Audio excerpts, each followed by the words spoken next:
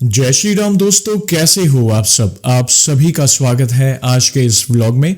दोस्तों, आज भी मैं एक बहुत ही इम्पोर्टेंट अनुभव लेकर आया हूं। इन भक्त ने अपने अनुभव में कुछ ऐसी बातें बताई है जिससे हमारे कई सवालों के जवाब मिलेंगे। जैसे हम सभी को पता है, हम सभी का जीवन कभी भी एक समान नहीं होगा। उतार चढ़ाव लगे रहते हैं, लेकिन कई बार संकट इतना बड़ा होता है कि हम हिम्मत हार जाते हैं। सारे रास्ते बंद नजर आते हैं, लेकिन जब सारे रास्ते बंद नजर आते हैं तब एक रास्ता हमेशा खुला रहता है, और वो है हरि शरणम यानी प्रभु का रास्ता। तो आखिर तक इस अनुभव को अवश्य देखिएगा, बहुत ही इंपॉर्टेंट अनुभव है। वीडियो पसंद आए तो लाइक और शेयर करना ना भूलें। नए हो तो चैनल को सब्सक्राइब करें। जय श्री राम का नारा लगाकर बेल आइकॉन को अवश्य दबाएं, ताकि आने वाले नए नए इंटरेस्टिंग व्लॉग्स हमारे फैमिली से जुड़े हो, Q&A वाले हो, या फिर प्रभु से जुड़ी कोई ऐसी कथा क्यों ना हो, आप सबसे पहले देख सकें। और दोस्तों, वीडियो में आगे बढ़ने से पहले जानेंगे पिछले से पिछले अनुभव वाले व्लॉग में पूछे गए सवाल का सही उत्तर। सवाल था, लक्ष्मण जी किन के अवतार हैं? और इसका सही उत्तर है शेषनाग जी के।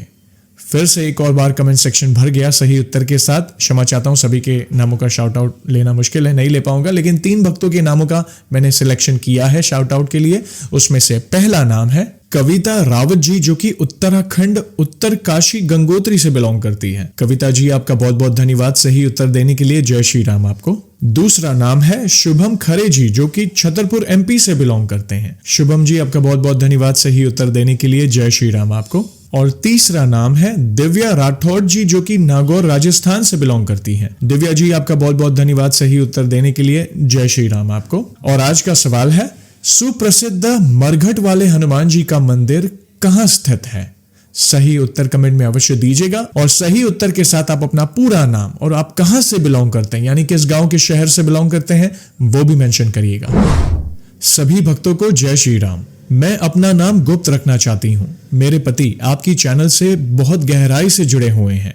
यह मेरा उनके लिए एक छोटा सा सरप्राइज है, और यह देखने का एक सुंदर अवसर भी कि क्या वे मुझे सच में पहचान पाते हैं। मेरे जीवन में साझा करने के लिए अनेक अनुभव हैं। जीवन के हर चरण में मैंने श्री हनुमान जी और श्री राम जी का आशीर्वाद सदा अनुभव किया है। मैं एक ऐसे परिवार में बड़ी हुई जहां पहले से ही बहुत गहराई से प्रभु की भक्ति होती है।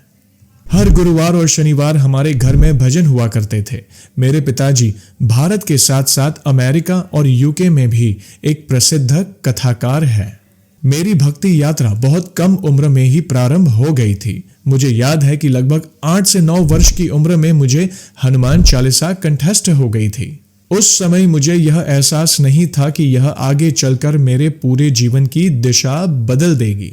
हनुमान चालीसा हमारे दैनिक जीवन का हिस्सा थी। उस उम्र में मैं उसकी महिमा नहीं समझ पाती थी, फिर भी वह स्वाभाविक रूप से हमारे जीवन की दिनचर्या में एक संस्कार की तरह जुड़ी हुई थी।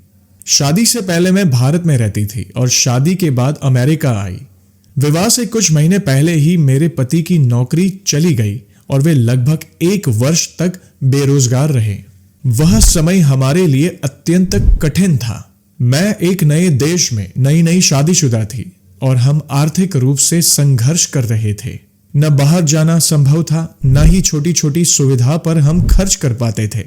कभी कभी अगर बाहर जाते भी तो मुझे जल्दी लौटना पड़ता, क्योंकि बाहर खाना हम अफोर्ड नहीं कर पाते थे। हताशा में मैं उनसे झगड़ा भी करती थी और कई बार कह देती थी कि अगर उन्होंने कमाना शुरू नहीं किया तो मैं चली जाऊंगी। मेरे पति मैकेनिकल इंजीनियर हैं और किसी भी नौकरी को स्वीकार नहीं करना चाहते थे। वे अपनी शिक्षा के अनुरूप काम चाहते थे। धीरे धीरे उनका आत्मविश्वास टूटने लगा और वे डिप्रेशन में चले गए। लंबे इंतजार के बाद उन्होंने एक छोटी होटल में फ्रंट डेस्क की नौकरी स्वीकार की। आमदनी बहुत कम थी और जीवन फिर भी कठिन बना रहा। उस दौर ने मुझे दृढ़ संकल्प दिया कि हमें अपनी स्थिति बदलनी ही होगी। मैं इलेक्ट्रॉनिक्स और कम्युनिकेशन इंजीनियर हूं, लेकिन भारत में मुझे कभी कॉर्पोरेट रोल में काम करने का अवसर नहीं मिला। यह मेरा सपना था जिसे मैंने मन ही मन साकार होते देखा। अमेरिका में मैंने 3 महीने का नेटवर्किंग इंजीनियरिंग कोर्स किया। प्रोफेशनल मीटअप्स में जाकर नेटवर्क बनाया और पढ़ाई के साथ साथ पार्ट टाइम काम भी किया। मैंने सैकड़ों नौकरियों के लिए अप्लाई किया, लेकिन असफलता ही हाथ लगी। एक भी इंटरव्यू क्लियर नहीं हुआ। इस दौरान मेरा आत्मविश्वास थोड़ा डगमगाने लगा, लेकिन एक चीज जो कभी नहीं छूटी वह थी हर दिन हनुमान चालीसा का पाठ करना। वही चुपचाप मुझे भीतर से शक्ति देती रही। बाद में मैंने शहर की सबसे अच्छी कंपनियों में से एक में अप्लाई किया, वो भी बिना ज्यादा उम्मीद के। कई राउंड्स इंटरव्यू हुए। हर इंटरव्यू से पहले मैं बस इतना ही कहती थी, हे भगवान, मेरी ओर से आप ही प्रस्तुत हो जाइए। इंटरव्यू के दौरान मैंने ऐसे सवालों के जवाब दिए जिसकी मैंने कभी तैयारी भी नहीं की थी, लेकिन आत्मविश्वास और स्पष्टता के साथ अंतिम राउंड के बाद मैं आंखों में आंसू लेकर बाहर निकली। ऐसा लगा मानो मेरे भीतर से कोई और ही बोल रहा हो। जयेश भाई, केवल 15 मिनट के भीतर ही एचआर का कॉल आया और मुझे नौकरी का ऑफर दे दिया गया। उन्होंने यहां तक कहा कि अपने पूरे करियर में उन्होंने इतना तेज हायरिंग निर्णय कभी नहीं देखा। यह सब कोविड शुरू होने से ठीक पहले हुआ। मेरी ज्वाइनिंग डेट लॉकडाउन की घोषणा से एक दिन पहले की थी। कंपनी ने तुरंत ज्वाइन कराया और पहली बार पूरी ट्रेनिंग रिमोटली करवाई। कुछ ही समय में मुझे प्रमोशन मिला और आज मैं उसी कंपनी में पूरी तरह रिमोट कॉर्पोरेट भूमिका में कार्यरत हूं। मैं इसे श्री राम और श्री हनुमान जी की कृपा के सिवा और कुछ नहीं मानती। कोविड काल के दौरान मैंने एक व्रत लिया अपने परिवार की सुरक्षा के लिए। वो था रोज 11 हनुमान चालीसा का पाठ करना। आज तक हमारे परिवार में कोई भी कोविड से प्रभावित नहीं हुआ, एक बार भी नहीं। मेरे पति के करियर से जुड़ा एक और अनुभव जिसे वे पहले आपकी चैनल पर साझा कर चुके हैं। आगे बढ़ने के लिए दिशा स्पष्ट नहीं थी, इसलिए मैंने उनकी ओर से अप्लाई किया। उन्हें शहर के सबसे बड़े होटलों में से एक में नौकरी मिली, लेकिन काम अत्यंत कठिन था। लंबा सफर, 11 से 12 घंटे की शिफ्ट और बहुत कम नींद मिलती थी उन्हें। इस दौरान मैं हर शनिवार उनके लिए 51 हनुमान चालीसा का पाठ करती थी। महीनों बाद उसी विभाग में अवसर खुला जहां वे हमेशा जाना चाहते थे और मात्र 2 वर्षों में उन्हें 2 प्रमोशन भी मिले। अब मैं अपनी प्रेगनेंसी से जुड़ा अनुभव साझा करना चाहूंगी। मैंने कई बार 108 हनुमान चालीसा का पाठ किया और यह संकल्प लिया कि बच्चे के जन्म से पहले मैं स्वयं तुलसी रामायण का पाठ पूर्ण करूंगी। मेरी प्रेगनेंसी के दौरान कई चुनौतियां थी। अस्पताल हमारे घर से लगभग 1 घंटे की दूरी पर था। सभी चिंतित थे कि लेबर पेन के दौरान यह सफर कैसे संभव होगा, लेकिन मैं बिल्कुल भी चिंतित नहीं थी। अपनी 3rd ट्राइमेस्टर में मैंने बस भगवान को एक पत्र लिखा और उनसे यह जिम्मेदारी संभालने का अनुरोध किया। मेरी डिलीवरी मेरी ड्यू डेट से लगभग 1 महीने पहले ही प्रीमेच्योर हो गई और आधी रात को मेरा वाटर ब्रेक हुआ। चमत्कार यह रहा कि रास्ते में कोई ट्रैफिक नहीं था। मेरे पति घर पर थे और अस्पताल पहुंचने तक लेबर पेन शुरू ही नहीं हुआ था। सबसे अद्भुत बात यह है कि यह सब उसी दिन हुआ जिस दिन मैंने तुलसी रामायण का पाठ पूर्ण किया था। वह एकादशी का दिन था जिस दिन मेरी बेटी का जन्म हुआ था। उस क्षण को मैंने अनुभव किया कि प्रभु मुझे सुन रहे हैं, मेरे मन को पढ़ रहे हैं। मैं अपने पूरे परिवार के लिए उनकी अपार कृपा और दया के प्रति अत्यंत कृतज्ञ हूं।